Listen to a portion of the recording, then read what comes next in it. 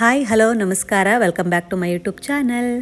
So ಇವತ್ತೊಂದು special recipe mushroom biryani, mushroom pulao ಏನು ಬೇಕಾದರೂ ಅನ್ಬೋದು. ಓಕೆನಾ. ಮೊದಲನೇದಾಗಿ ಅದಕ್ಕೆ ಮಸಾಲ ರೆಡಿ ಮಾಡ್ಕೊಂಬಿಡೋಣ. ಚಕ್ಕೆ, ಲವಂಗ, ಏಲಕ್ಕಿ ಹಾಕ್ಕೊಂಡಿದ್ದೀನಿ. ಹಾಗೆ ಶುಂಠಿ, ಬೆಳ್ಳುಳ್ಳಿ ಮತ್ತು ರುಚಿಗೆ ತಕ್ಕಷ್ಟು ಹಸಿಮೆಣಸು ಹಾಗೆ ಕೊತ್ತಂಬರಿ ಸೊಪ್ಪು ಹಾಕ್ಕೊಂಡಿದ್ದೀನಿ. ಅದನ್ನು ಗ್ರೈಂಡ್ ಮಾಡ್ಕೊಳ್ತೀನಿ. ಮೊದಲನೇದಾಗಿ ಇಲ್ಲಿ ಪಾತ್ರೆಗೆ ಎಣ್ಣೆ ಮತ್ತು ಅದಕ್ಕೆ ತುಪ್ಪ ಕೂಡ ಹಾಕ್ಕೊಳ್ತಾ ಇದ್ದೀನಿ. ಸೊ ಈ ರೆಸಿಪಿ ತುಂಬ ಚೆನ್ನಾಗಿ ಬಂದಿತ್ತು. ಟ್ರೈ ಮಾಡಿ, ಮರಿದೇ ಟ್ರೈ ಮಾಡಿ ಹೇಗಿತ್ತು ಅಂತ ನನಗೆ ಕಮೆಂಟ್ ಮಾಡಿ ತಿಳಿಸಿ. ಓಕೆನಾ. ಹೊಸಬರಾಗಿದ್ದರೆ ನನ್ನ ಚಾನಲ್ನ ಸಬ್ಸ್ಕ್ರೈಬ್ ಮಾಡಿ. ಹಾಗೆ ಈ ವಿಡಿಯೋ ಇಷ್ಟ ಆಗಿದ್ದರೆ ವಿಡಿಯೋ ಲೈಕ್ ಮಾಡಿ, ಟ್ರೈ ಮಾಡಿ ಹೇಗಿತ್ತು ಅಂತ ಕಮೆಂಟ್ ಮಾಡಿ ತಿಳಿಸಿ. ಓಕೆನಾ.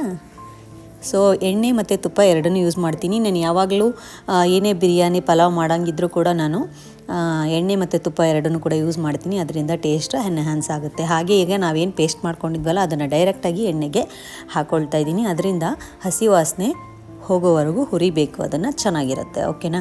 ಸೊ ನೀಟಾಗಿ ಹಸಿ ವಾಸನೆ ಹೋಗೋವರೆಗೂ ರೋಸ್ಟ್ ಮಾಡ್ಕೊಳ್ಳಿ.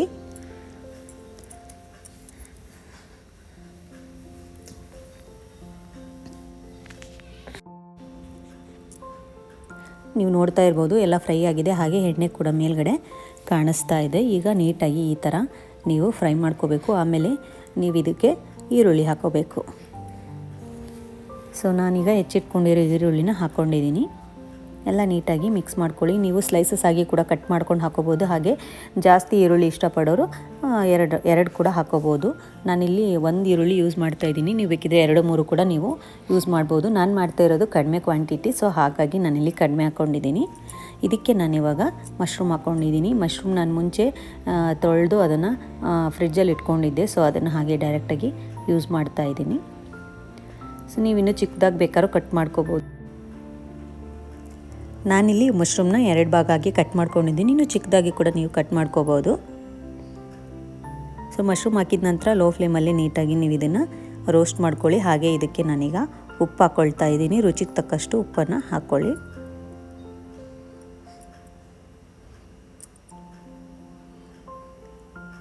ಸ್ವಲ್ಪ ಅರಿಶಿನ ಪುಡಿ ಹಾಕ್ಕೊಳ್ತಾ ಇದ್ದೀನಿ. ಸೊ ಇಲ್ಲಿ ಕ್ಯಾಮ್ರಾ ಆ್ಯಂಗಲ್ ತಪ್ಪಾಗಿದ್ದರಿಂದ ಅದನ್ನು ಸರಿ ಮಾಡ್ಕೊಳ್ತಾ ಇದ್ದೀನಿ. ಬೆಳಗ್ಗೆ ಅರ್ಜೆಂಟಲ್ಲಿ ಮಾಡ್ತಾಯಿರ್ತೀನಿ, ಹಾಗೆ ವಿಡಿಯೋ ಮಾಡ್ತೀನಿ. ಸೊ ಕ್ಯಾಮ್ರಾ ಆ್ಯಂಗಲ್ ನೀಟಾಗಿರಲಿಲ್ಲ. ಸೊ ಹಾಗಾಗಿ ಚೆಕ್ ಮಾಡಿ ಒಂದು ಸರಿ ನಾನು ಅದನ್ನ ಕರೆಕ್ಟ್ ಮಾಡಿಕೊಂಡೆ. ಈಗ ಇದಕ್ಕೆ ನಾವು ಟೊಮೆಟೊ ಹಾಕ್ಕೊಳ್ಳೋಣ. ಸೊ ಟೊಮೆಟೊ ನೋಡಿ ನಿಮಗೆ ಹುಳಿಗೆ ಎಷ್ಟು ಬೇಕು ನೋಡಿಕೊಂಡು ಅಷ್ಟು ಟೊಮೆಟೊ ಹಾಕ್ಕೊಳ್ಳಿ.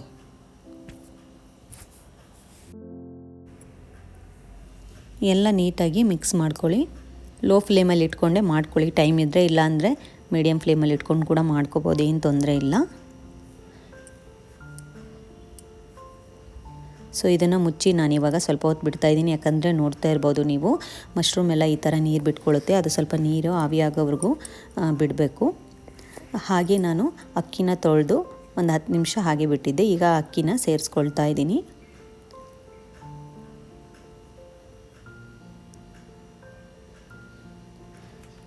ನೀವು ಹೊಸಬರಾಗಿದ್ದರೆ ನನ್ನ ಚಾನಲ್ನ ಸಬ್ಸ್ಕ್ರೈಬ್ ಮಾಡೋದು ಮರಿಬೇಡಿ. ಈ ವಿಡಿಯೋ ಇಷ್ಟ ಆಗಿದ್ದರೆ ವಿಡಿಯೋ ಲೈಕ್ ಮಾಡೋದು ಕೂಡ ಮರಿಬೇಡಿ. ಓಕೆನಾ. ಸೊ ಅಕ್ಕಿ ಹಾಕಿದ ತೊಳೆದ ಅಕ್ಕಿ ಹಾಕಿದ ತಕ್ಷಣ ನೀವು ನೀಟಾಗಿ ಎಲ್ಲದನ್ನು ಮಿಕ್ಸ್ ಮಾಡ್ಕೊಳ್ಳಿ.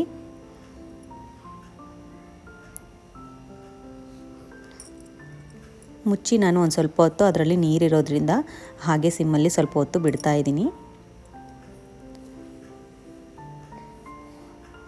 ಈ ರೆಸಿಪಿ ತುಂಬ ಚೆನ್ನಾಗಿ ತುಂಬ ಟೇಸ್ಟಿಯಾಗುತ್ತೆ. ನೀವು ಟ್ರೈ ಮಾಡಲೇಬೇಕು. ಓಕೆನಾ. ಟ್ರೈ ಮಾಡಿ. ಓಕೆನಾ. ಚೆನ್ನಾಗಿರುತ್ತೆ. ಸೊ ಬ್ರೇಕ್ಫಾಸ್ಟ್ ಮತ್ತು ಲಂಚ್ ಬಾಕ್ಸಿಗೆ ಕೂಡ ಚೆನ್ನಾಗಿರುತ್ತೆ. ಮಶ್ರೂಮ್ ಇಷ್ಟಪಡೋರಿಗೆ ತುಂಬ ಒಳ್ಳೆಯ ರೆಸಿಪಿ ಇದು ಅಂತಲೇ ಹೇಳ್ಬೋದು.